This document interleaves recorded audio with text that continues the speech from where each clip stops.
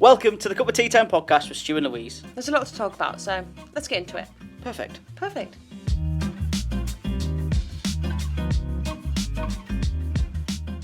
Hello, Louva.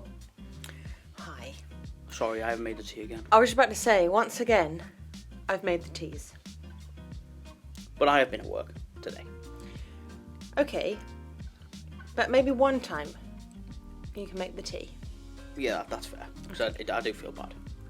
So what have you been up to this week then? Honestly, I think all of the days are rolling into one, so let me think. Sunday, it was a glorious day, wasn't it? Really nice. Mm-hmm. And yeah, we thought because it was Easter Sunday, why not do a roast? So even though it was hot, we did a little mini roast and it was actually really nice, wasn't it? It was fantastic. You did amazing roast potatoes, I must say. And the trick with the roast potatoes is a little bit of flour. I think it's really... See, I saw you do this and I was like, what the hell are you doing? But actually... bob on. So heat up the oil in the tray that you're going to put your potatoes in. Chuck it in there for a couple of minutes so it's like hot. Mm-hmm.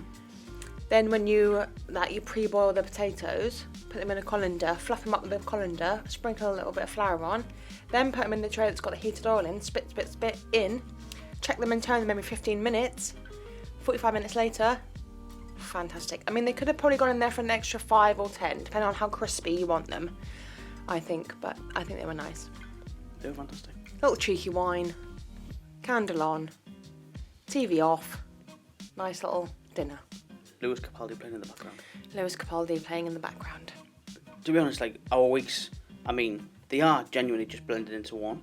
Because I'm working quite a lot. Like, I'm getting, one day off a week-ish? Mm-hmm. Like, I haven't had 2 days off in a row since I started. I mean, I'm used to this because that's how telly usually works. It's 6 on, 1 off, or something like that. But it's like, I'm fucking knackered. Yeah. I don't know, like... Well, something has come in the post this week. So last week I talked about the baking tools and knitting needles and the wool. That all came. And since then, I've almost finished knitting my scarf. And I must say, it's fantastic. I'm actually proper buzzing because, like, it actually, a scarf's really easy to knit. But yesterday I spent all day watching telly and just knitting. The only thing I got up to do was to go to the toilet or get another drink. So all the while Stu was at work, I was just watching telly, knitting, and I almost had it all done. So I've ordered some more wool to do another scarf in a different colour. I'm just going to keep knitting and see where we end up at the end of this. I'll be like drowning in wool, I think. That's been keeping me busy. And we had a barbecue the other day because the weather was really nice. That was such a nice day, wasn't it? Like, yeah. It just in general, like, it was my first day off for a while. Mm-hmm. But if you got up, I went and did the weekly shop. Yeah. Because obviously you still can't leave. Honestly, I've cracked it. I've actually cracked it. I can put money on that everybody is stressed during their shop. Mm-hmm. It's an absolute nightmare. It's just, oh man, it's so stressful. Like, keeping your distance, queuing, because you queue to get in, and then you queue around, and then it's like, you've got to follow the arrow, so you can't go this way, you can't go that way. It's genuinely a fucking nightmare. Like, I hate it. Mm-hmm. I know my dad hates it, and he gets a headache every time he goes out. Yeah. Oh, it's unbearable. But this week, I've actually cracked it. Yeah. I took my headphones with me. What did you listen to? I listened to our podcast. You listened to our podcast on the way round shopping. What a narcissist. To be fair, it was the unpublished podcast. So it was episode 3. That hadn't gone out yet. So you've given it a once I wanted over. to give it a one last listen. Plus, like, it's how I wanted to listen to how people listen to it. Mm-hmm. A lot of people listen on the headphones and stuff. Do you know what I mean? On the go. Yeah, so I wanted to just have a listen. Now I'm embarrassed. No, I think it's cute. No, it was just genuine. It was just, so I finished that because I already started listening to it. And then, so I finished that, and then I listened to another podcast called The Road Less Travelled, which is a podcast hosted by Reggie Yates. Okay. He sits down with just incredible people, really, and just talks to them about their career and how they got to where they got to and the road they've been on to get to where they are. Mm-hmm. It's a really good listen. Honestly, it's really good. I love Reggie Yates anyway, but yeah, It's fantastic. So I had my headphones in, and then I did scan as you shop at Tesco. Scan your club card, gives you a little handset. My bags are all laid out on my trolley. I've got my headphones in, so I'm completely switched off. I've got my gloves and my mask on. And then literally just walk around, scan in, and packing as I go. Like, you put me a fantastic list together. I did. So we've established you love lists. And I was like, if you probably love doing this. Yeah. So I just asked you to put bits in the freezer, bits in the fridge, canned foods, like confectionery or whatever, and then non-foods, domestic. It was all just lovely. So I knew exactly where I was getting, where I was at. Because the week before, I honestly lost my mind. Because I missed some cheese, and I got down to the tins, and I was like, shit, I've got to go back to the fridge. But then, which arrow do I follow? Because I'm not getting shouted at. Do you know what I mean? It was an absolute nightmare. So this week was just so easy. I literally scanned it, and I was packing, and I got to the end, I saw a massive queue for the tills. I said, do I have to stand in that queue? Because I've scanned in the shop. She was like, no, just head straight down. Walked down the scanner's shop, straight in. Literally, scanned the top of the till. Lady come over to check some items, scanned about 5 or 6 items, bang, see you later. Bags are already packed, straight out in the car home. Nailed it. Absolutely smashed it. So basically, protective wear, headphones, itemised list of aisles, scavenger shop, in, out, back home.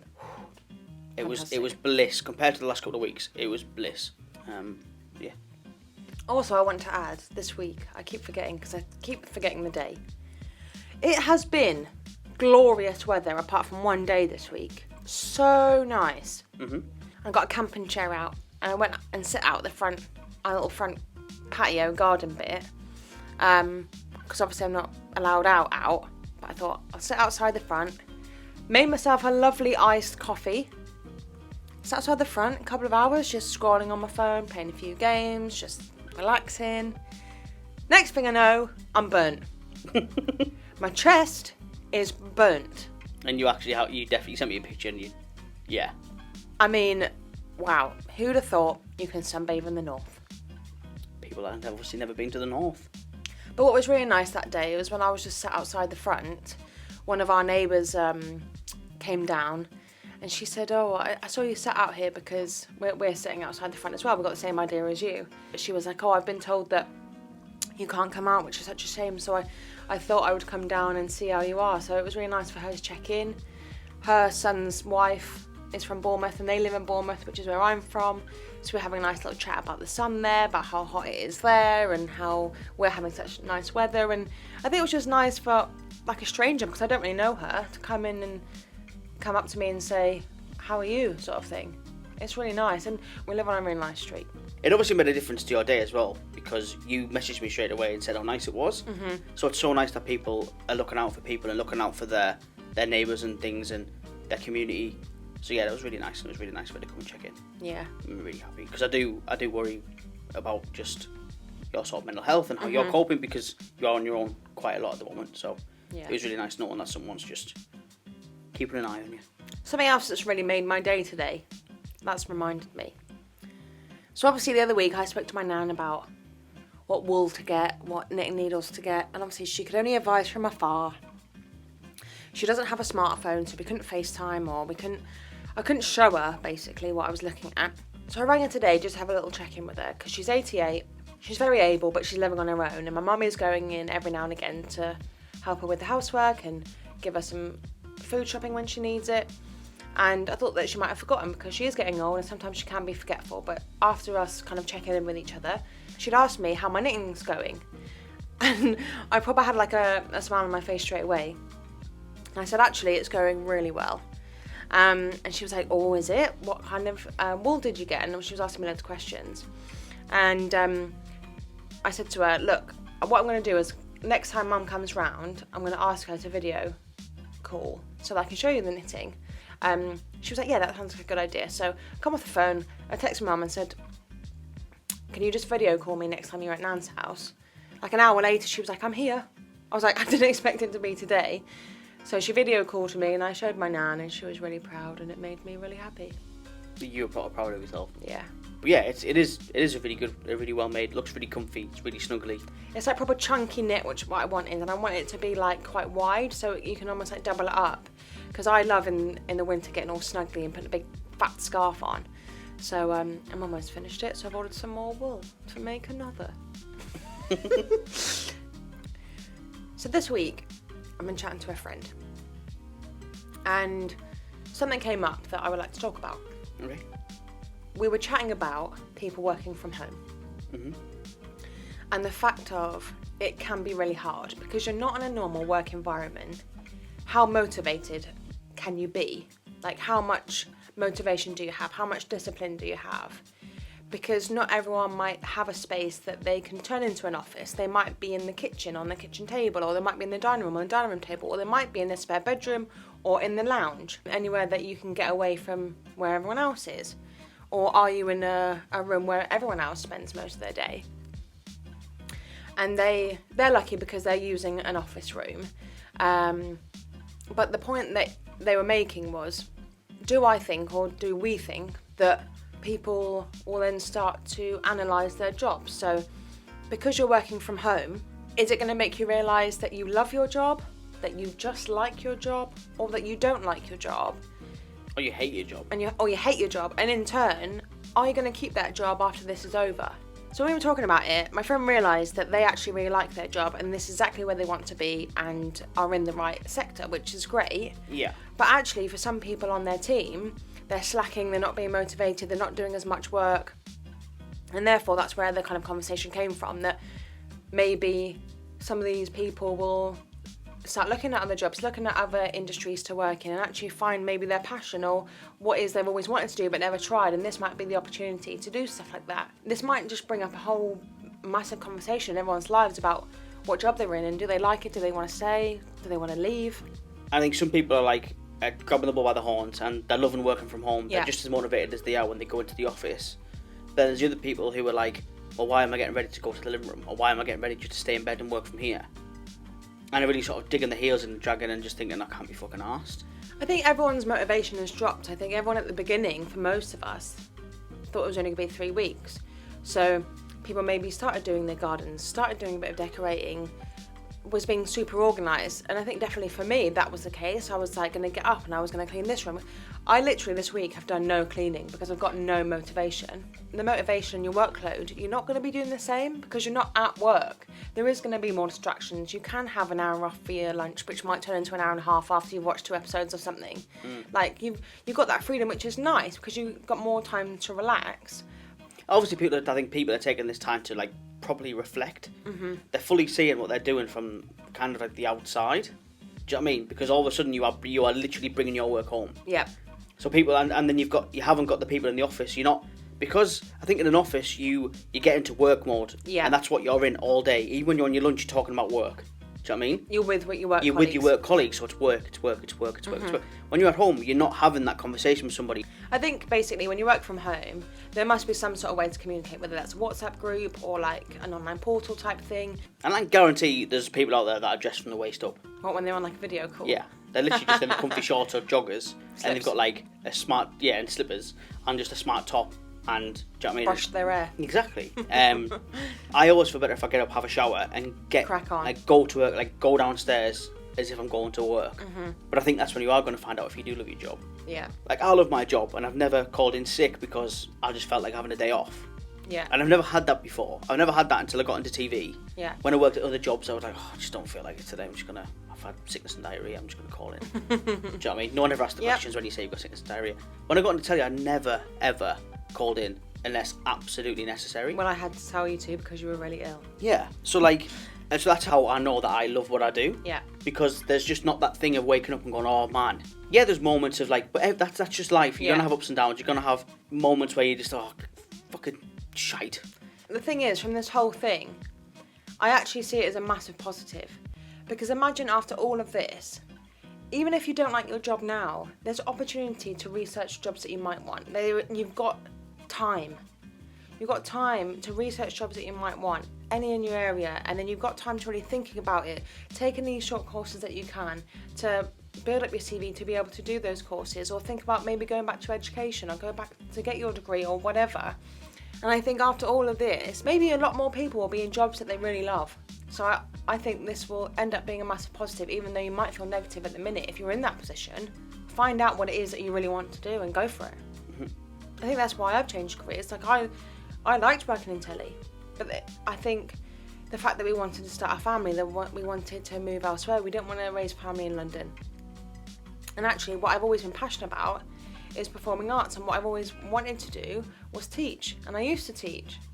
So I went back to university, I went back to study. I think you've been through something similar to this before this even happened. Yeah. You had a little bit of time off work, so you had a time to sort of really reflect and look at what you were doing, and were you really happy? Is this sustainable? And finding a new career isn't as easy as just clicking your fingers. It actually took me quite a while.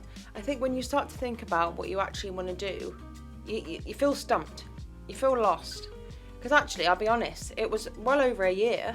I mean, at the beginning of last year, I stopped working in television. But at least the process started to think that I'm not going to be in telly forever, but what do I want to do? And whilst I was employed by different production companies doing different jobs, I had time to think in between and think, actually, what do I want to do? And yeah, that's where teaching kind of came back to me. You've been creative your whole life. Because you danced since you were 2. Do you know what I mean? Then when you weren't dancing, you were teaching dance. Like, there's always that element of creativity, whether it's choreographing, whether it's teaching, whether it's putting lesson plans together. Like, you have done that for a long, long time. And that's creative, but like, people don't think that's creative, but it actually is. I made the right decision. I know that being a dance teacher or performing arts teacher is going to make me the happiest. I think that's what we do when we did socialise when we were in London. Like, we spent a lot of time at the theatre. Like, the theatre was a massive passion of yours. So the fact that you're going back to teach that, I think, is fantastic. And I think you were completely, when you got accepted on the course and you knew you were going and you had like a plan, like your whole attitude changed, like your outlook, everything was much more positive. It's like almost like something had clicked, something had switched, like a switch had gone off in your mind a little bit and go, right, I know what I'm doing. Like, and I feel good about it. You feel excited about it, which I hadn't seen for a while. I knew in my head that actually what I wanted to do was teach, and whether that's like drama, dance, performing arts, I wanted it to be performing arts in whatever aspect. And like I said, the moment that I got accepted on the course and I was going in, and actually I was starting this journey, I just felt 10 times better. And just don't let fear hold you back. 100%. So yeah, I just wanted to kind of have a conversation with you and just say to you guys that are listening, do you love your job? Do you hate your job? If you love your job, great. If you hate your job, that's also okay. Just maybe start thinking about something that you would love to do. Because like we said before, if you're unhappy in your job, that's such a long, long time and a long time spent being unhappy. One thing I would like to say quickly is I've seen some, because there's a lot of negativity out there, isn't there? There is. There's a lot of negativity. Like, we've just been extended for another 3 weeks. I'm getting like half and half. I'm getting like half posy, half neggy. There is nothing worse than negativity. Negativity spreads like Corona. Yeah. It really does. Like, it spreads so quickly. Like, so quickly. Like, if you're overly positive, people can take the piss out of you. Yeah. And say that person's happy all the time. How many times have you heard that growing up? Why is that person smiling all the time? I don't know. Take a leaf out of that person's book. That person's too happy. What do you mean too happy? Just like, fair play. If you're gonna be that happy all the time and that positive all the time, like, yes, like, amazing. Yeah. But as soon as that negative seed is planted, like, Jesus, that forest will grow.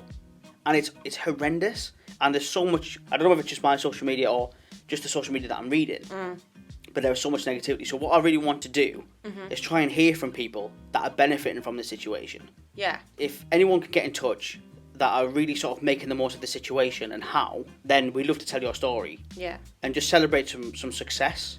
Because I know through some of like the forums that I'm in, some of the pages that I'm a part of on Facebook, or some of the like the threads on Twitter, I know for a fact that there's a lot of YouTubers that are massively benefiting from this situation. Because people are consuming YouTube like they never have before. Yep. So all of a sudden their views are going up. They're putting more content out. They've got more time to edit because they know for a fact that more people are watching it. Yeah. So like, I just want to celebrate some positivity. I want to celebrate some success. So if anyone's got any stories that they want to share with us, like, get in touch and yeah, we'd love to talk about it. Yeah, I think that's a great idea. Obviously something major happened this week. The lockdown's been extended for another 3 weeks. Yeah.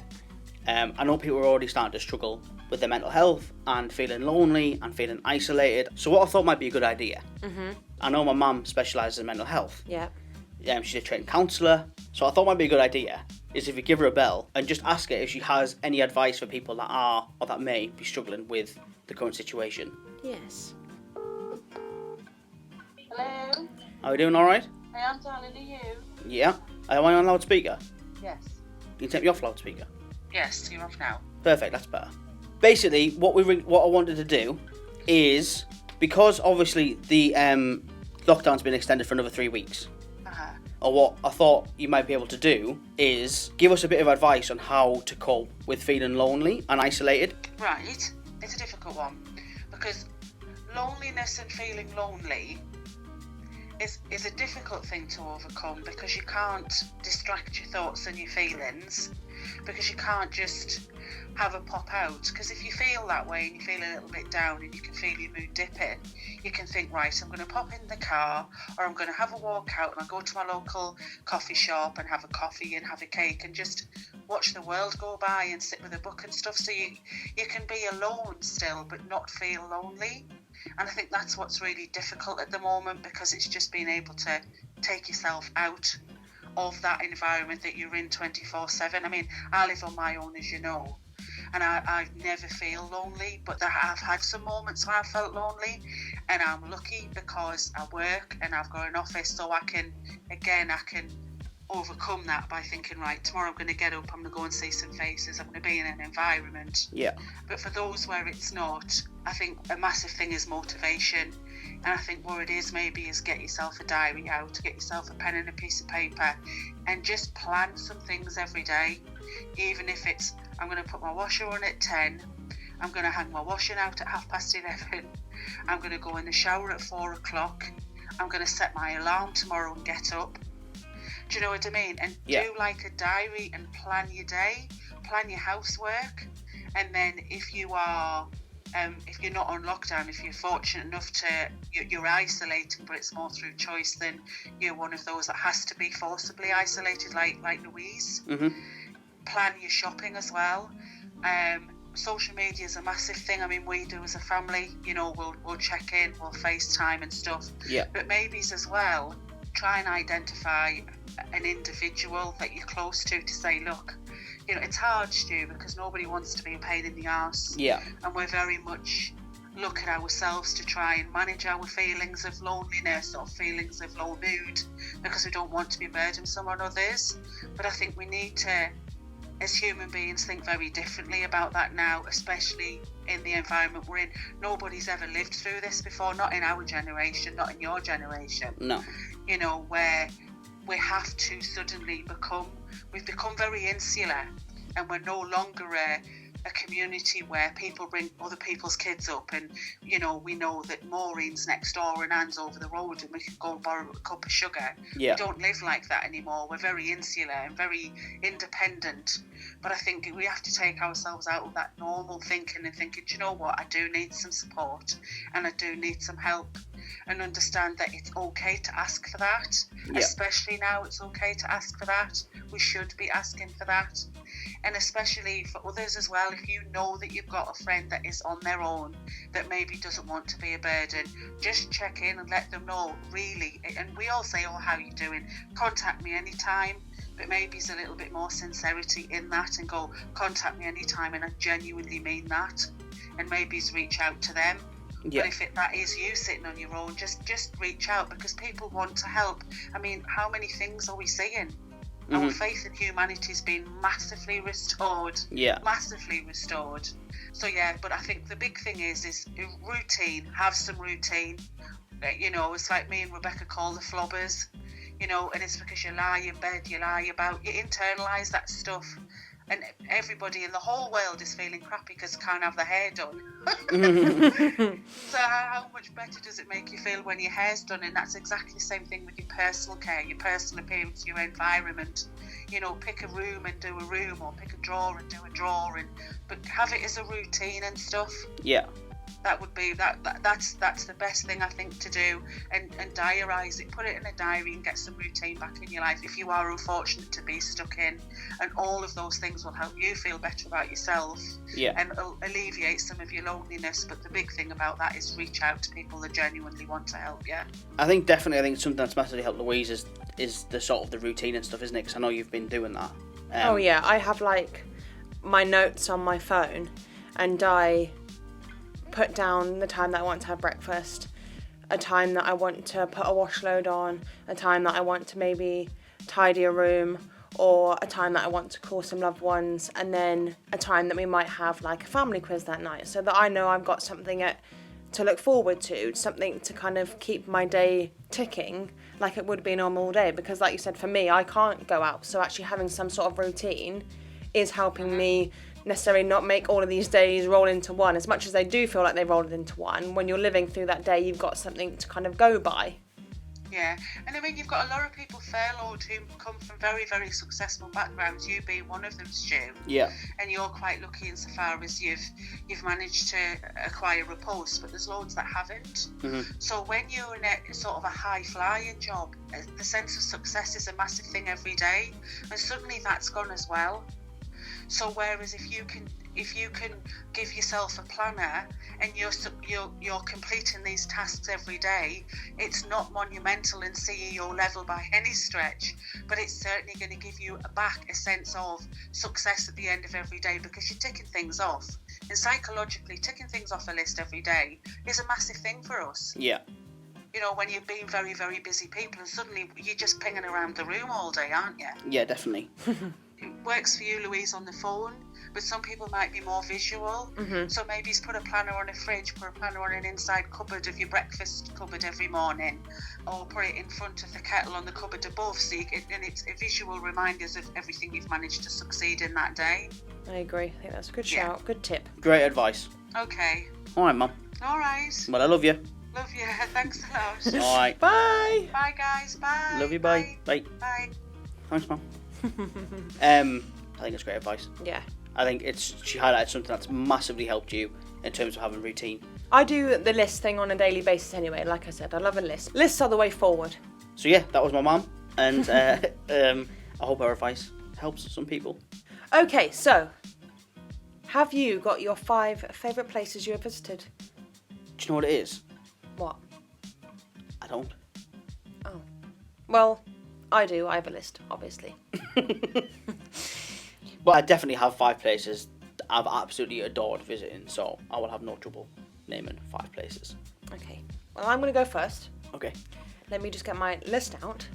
So the way I'm going to do my 5 is the first 3 are I've really enjoyed. Obviously, this is my favourite places.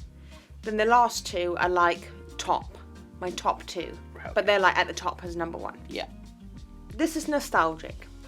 So number 1 is Butlins. Okay. Butlins was a holiday that me and my family went on every year. Before I was 12, I'd never actually been abroad. Okay.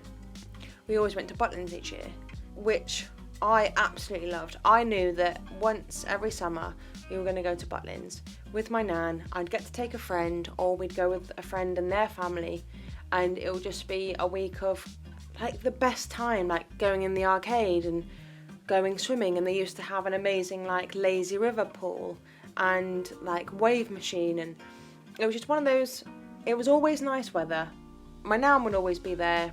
I don't know, I think it's just because it's nostalgic and because it was a yearly thing. It wasn't, we went once and never again. Yeah, it was just nice. It was just nice growing up. And also I think when I look back, I'm glad I didn't go abroad all the time, and I'm glad I didn't go to fancy hotels and stuff. Actually, the chalets in Butlins weren't great, but it was enough. I think a lot of holidays like that is definitely the company rather than where you are. You didn't necessarily have to be in Butlins or whatever. You could have been anywhere with the people you were there with that you make the memories with, and that's what makes it special. Yeah, it was a lot of fun, and yeah, very nostalgic. It was great. My number 2 is actually very not really a holiday. So it was when we went camping. Okay. Both times, just camping in general. So I never got the opportunity to go camping as a kid. So the first time I actually went was when I went with you. Which is incredible because it's something I did as a kid, loads. Mm-hmm. So me and my friends I'd say we're staying at my friend's house. They would say they're staying at my house, and we'd get a tent and we'd just go and find a random field and just spend the night. Obviously, it's something we did all the time. And up north they call it tenting out. Do they? So it's not camping. We're tenting out tonight.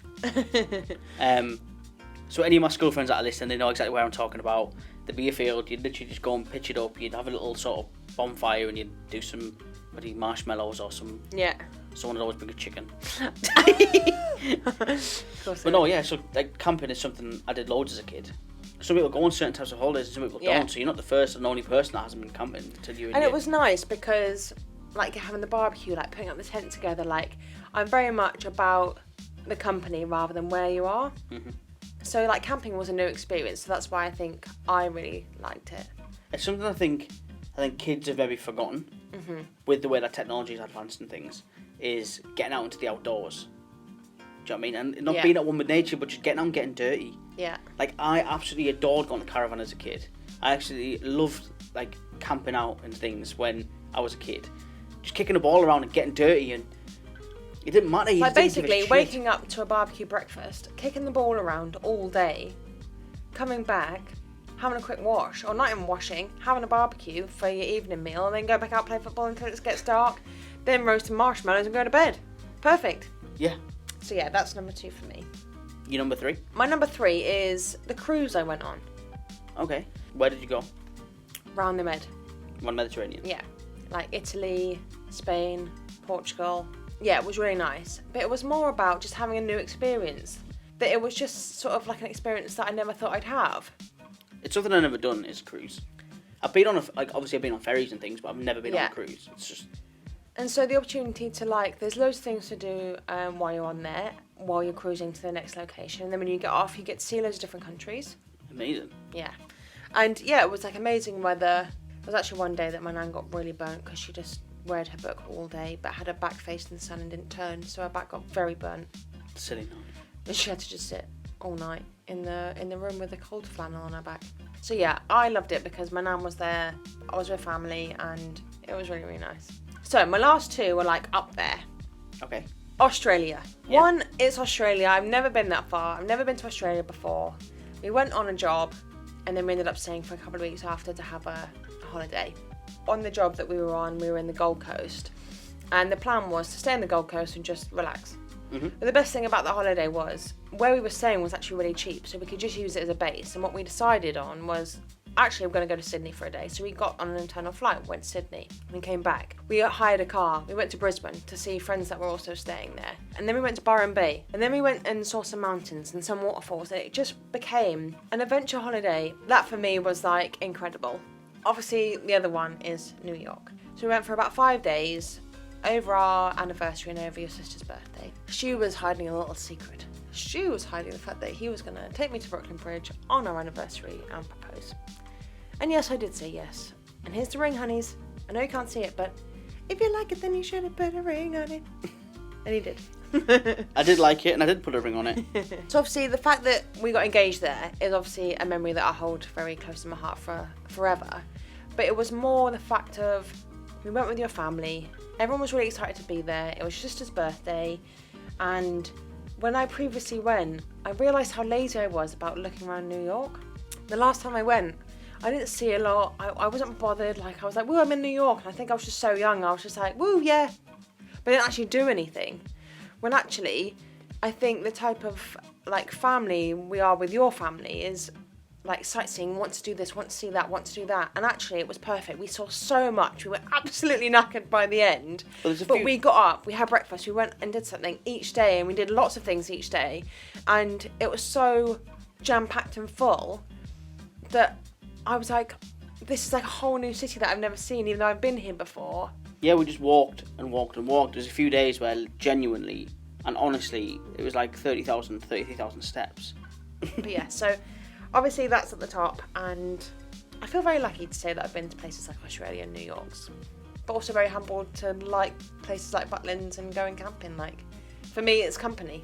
Yeah. As much as, oh my god, Sydney, Opera House, the Bridge, New York, it's things that people want to see in their lifetime, and that's why I feel lucky, but I feel luckier to spend it with the people that I'm spending it with.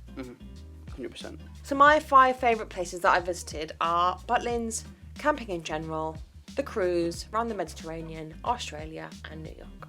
What a fantastic list. So my 5, number 5, which might shock a few people, is Thailand. Doesn't shock me, but I'm shocked that it's at the bottom. That's what I mean. Okay. I'm very, very lucky that I've travelled the world with work and been paid to see some absolutely incredible places. But yeah, Thailand was just amazing. It was hard being away from you because I was away from you for a month. but the team that I was working with were absolutely incredible. It was just such a nice, lovely, welcoming, friendly team. But it was just incredible. The food was incredible. The team that I was out there with was incredible. The shoot was really fun and really enjoyable. And I think as a whole, as an experience, it was just absolutely amazing. And I think we should definitely try at some point, maybe try and save and get back to Thailand, because it was just... It's somewhere that I've always wanted to go. So yeah, and when you came back, you were just buzzing. Every time I spoke to you when you were out there, you were just soaking it all up. You were just absolutely in your element. So we definitely need to go to Thailand. You need to go back and I need to join you. Absolutely. My number 4 is Australia. Okay. When I was younger, I went with my family. My grandma was there. And it was just incredible. Just to be so young, going to this incredible place. Yeah. And going that far, it was just amazing. Like the whole experience. Again, it's an experience thing with me, and I like big experiences and just being like, wow, I can't believe like where I am. Because also the flight's an experience. Oh yeah, it's 24 hours. It takes 24 hours to get there. All the things that you said about Australia, it was just amazing. It was such an adventure. I enjoyed it so much that it was just incredible, and I loved it. And yeah, I think if we can get back there, we definitely should. I would like to go back. Yeah. Yeah. We've got a lot of things to do. Off, yeah. My number 3 is Malia.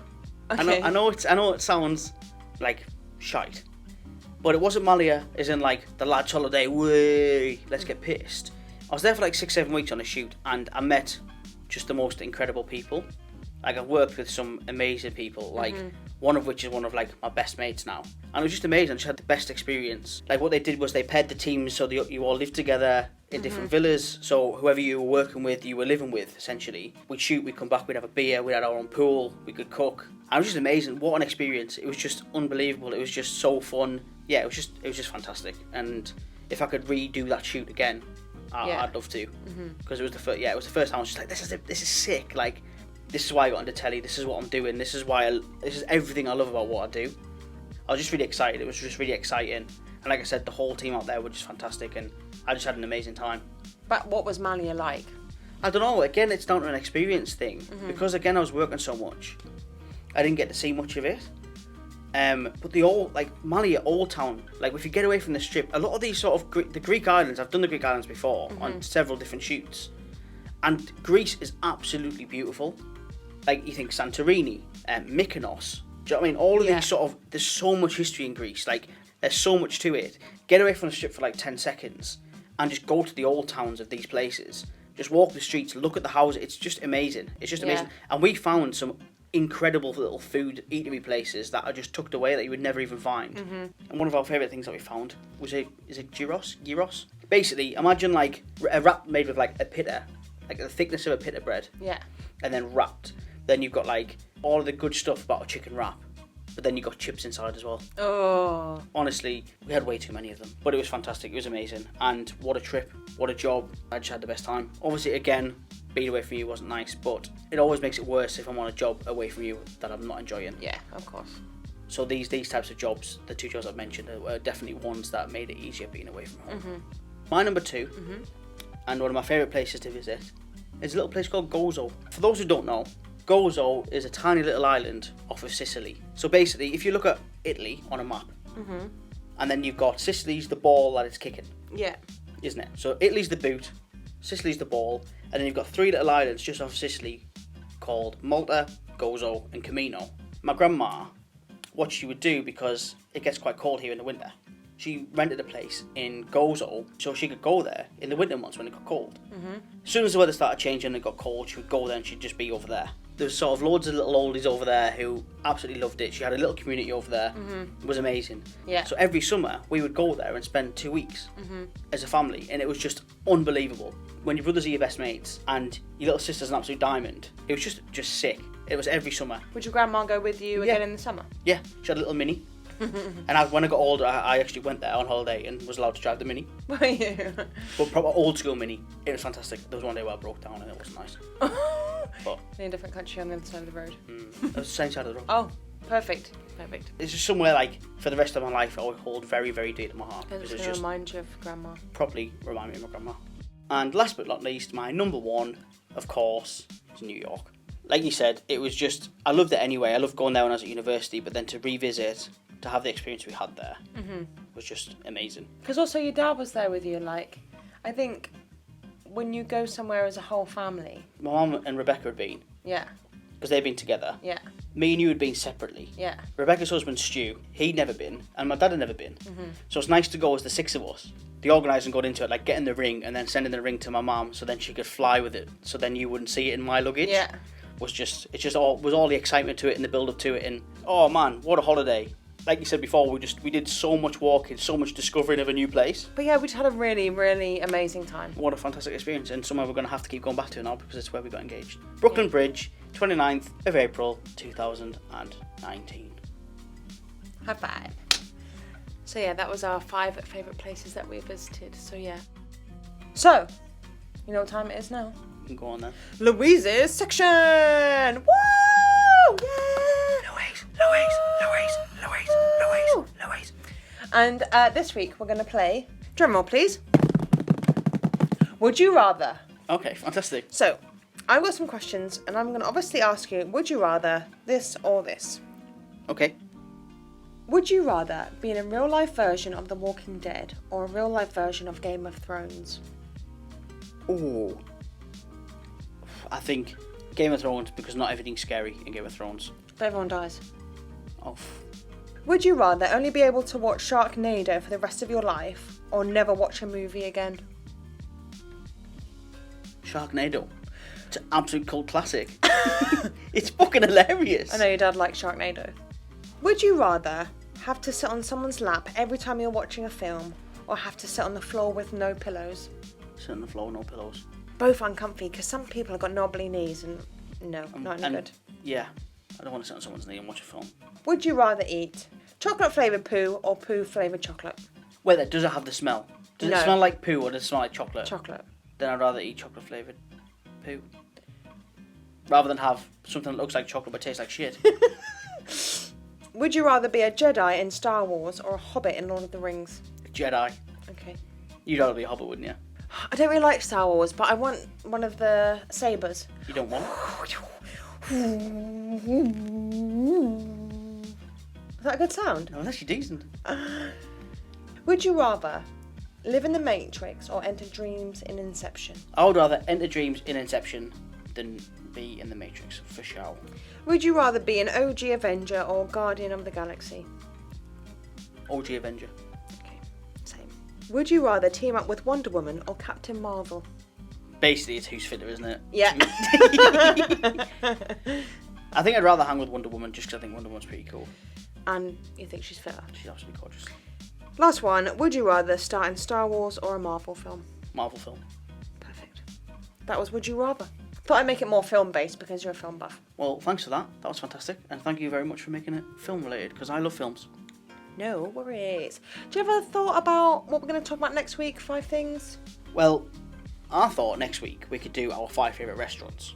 Just not a lot of people can go out and eat at the moment. So I thought, why don't we just do our 5 favourite restaurants, eateries, that sort of thing.